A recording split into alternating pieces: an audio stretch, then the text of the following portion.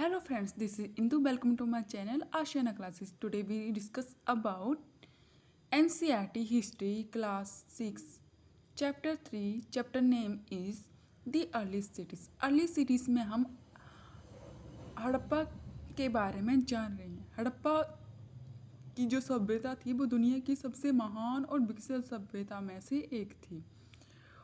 और हड़प्पा सभ्यता में जो लोग थे वो क्या करते थे, वो खेती करते थे। कौन जैसे वर्तमान में जो भी हम अनाज खाते हैं वो हड़प्पा के लोग भी उन्हीं सारी चीज़ों को उगाते थे। तो आज की वीडियो में हम लोग जानेंगे food for people in the cities कि नगरों में रहने वालों के लिए भोजन, कि जो लोग नगरों में रहते थे वो भोजन कहाँ से लेते थे। So let's get start the video. Friends, वर्तमान समय में भी कुछ लोग गाँवों में रहते हैं तो कुछ शहरों में रहते हैं।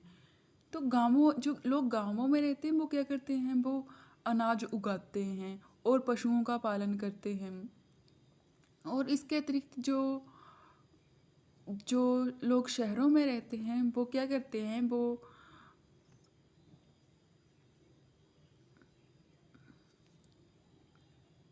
क्या करते हैं, वो आटा खरीदते हैं। तो आटा कहाँ से मिलता है? जो किसान लोग होते हैं वो ही तो गेहूँ पैदा करते हैं, गेहूँ उगाते हैं। तो जो आरंभिक लोग थे, जो हड़प्पा के नगर थे, वहाँ पर भी किसान लोग खेती करते थे जो गांवों में होते थे। और जो जो लोग शासक होते थे और जो शहरों में रहते थे और दस्तकार लोग हुआ करते थे, वो उनको क्या दिया करते थे, खाने का सामान दिया करते थे।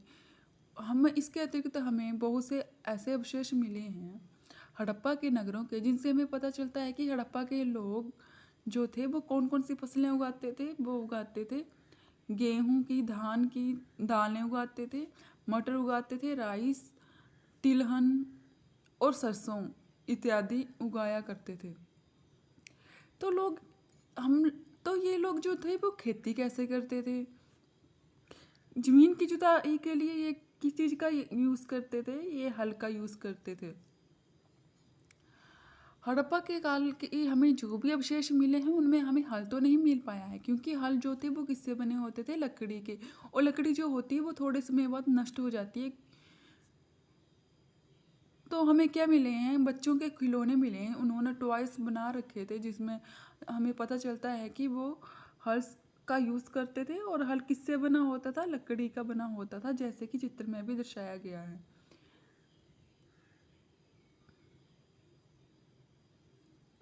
ये लकड़ी का बना हुआ था। जमीन की जुताई के लिए इसका यूज़ किया जाता था। इस प्रकार का होता था हल, जैसे कि चित्र में दर्शाया गया है। नीचे से थोड़ा सा नुकीला होता था ताकि जो जमीन आसानी से जोती जा सके।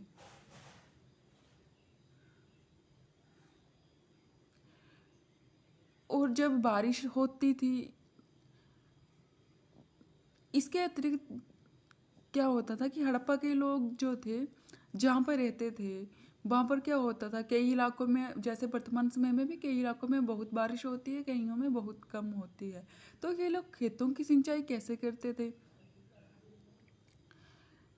इन लोगों ने क्या बना रखे थे, एक बड़े बड़े घरों में बड़े बड़े कुएं बना रखे थे। जब बारिश वर्षा होती थी तो क्या होता था, पानी जो है, वर्षा का पानी जो है वो अंडरग्राउंड में इकट्ठा हो जाता था, उनके कुओं में इकट्ठा हो जाता था। और जब बारिश नहीं होती थी तो वो उसका यूज़ करते थे। किस लिए यूज़ करते थे? खेती की सिंचाई के लिए। जैसे वर्तमान में तो ट्यूबवेल लगे हुए हैं, तो ट्यूबवेल की सहायता से आसानी से खेतों की सिंचाई की जाती है।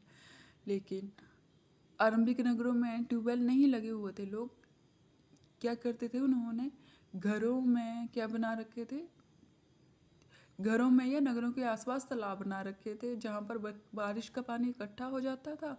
और जब बारिश नहीं होती थी तो वो उसी पानी का यूज़ करते थे खेतों की सिंचाई के लिए।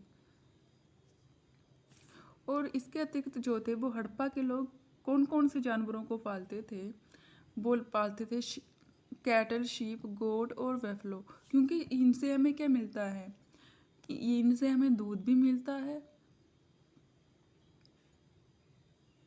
दूध भी मिलता है ना, पशुओं से हमें दूध मिलता है।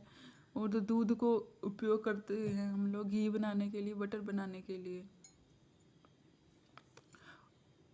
और इसके अतिरिक्त जो मवेशी लोग होते थे या पशुपालक लोग होते थे, जब बारिश नहीं होती थी या सूखा पड़ जाता था तो क्या करते थे, वो पानी की तलाश में और चारे की तलाश में एक स्थान से दूसरे स्थान जाया करते थे। जैसे कि हमारे वर्तमान समय में गद्दी लोग आते हैं,